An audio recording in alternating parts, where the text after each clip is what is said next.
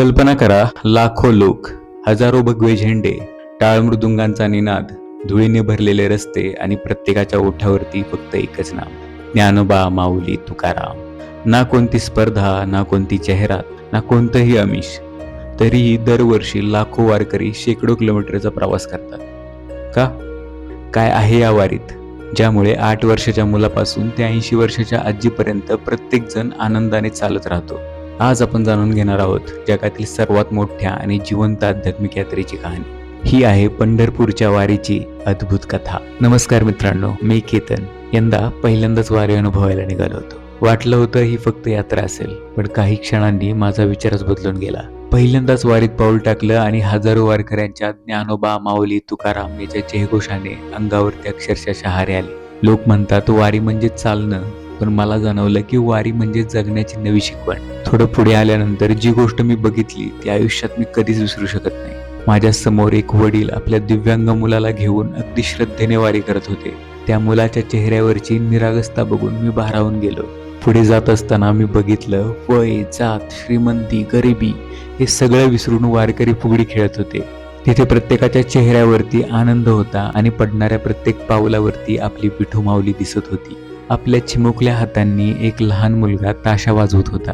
त्या छोट्याशा हातात ताकद कदाचित कमी होती, पण त्याच्या प्रत्येक ठोक्यामध्ये जणू संपूर्ण वारीची ऊर्जा वाढत होती. त्या निरागस चेहऱ्यावरचं हसू आणि डोळ्यातील उत्साह पाहून मला एकच गोष्ट जाणवली, वारीचं भविष्य हे त्या चिमुकल्या हातांमध्ये अगदी सुरक्षित आहे. तरडगावमध्ये मी अशी गोष्ट अनुभवणार होतो जी याच्या अगोदर मी कधीच बघितली नव्हती. मी आयुष्यात पहिल्यांदाच उभे रिंगण कसे असते ते अनुभवणार होतो. सुरुवातीला मला वाटलं की हा फक्त सोहळा असेल, पण काही क्षणातच मला त्याचं आध्यात्मिक महत्त्व समजलं.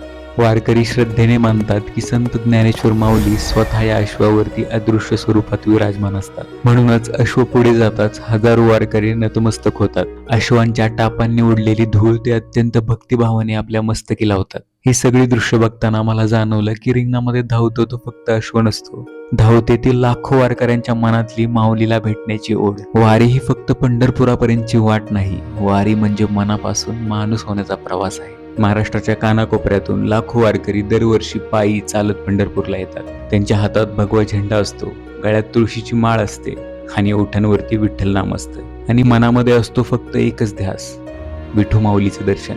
या प्रवासात गरीब, श्रीमंत, शेतकरी, डॉक्टर, शिक्षक, विद्यार्थी, व्यापारी सगळेच एका रांगेत चालतात.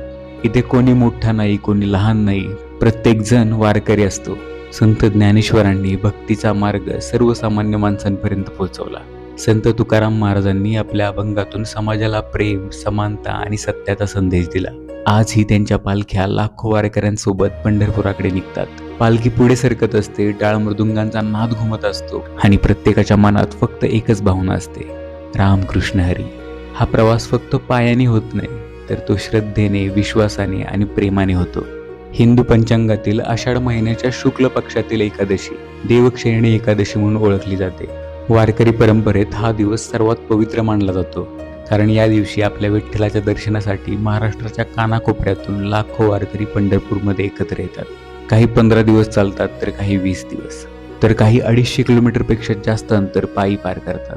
पण त्यांच्या चेहऱ्यावरती अजिबात थकवा नसतो, असतो तो फक्त आनंद.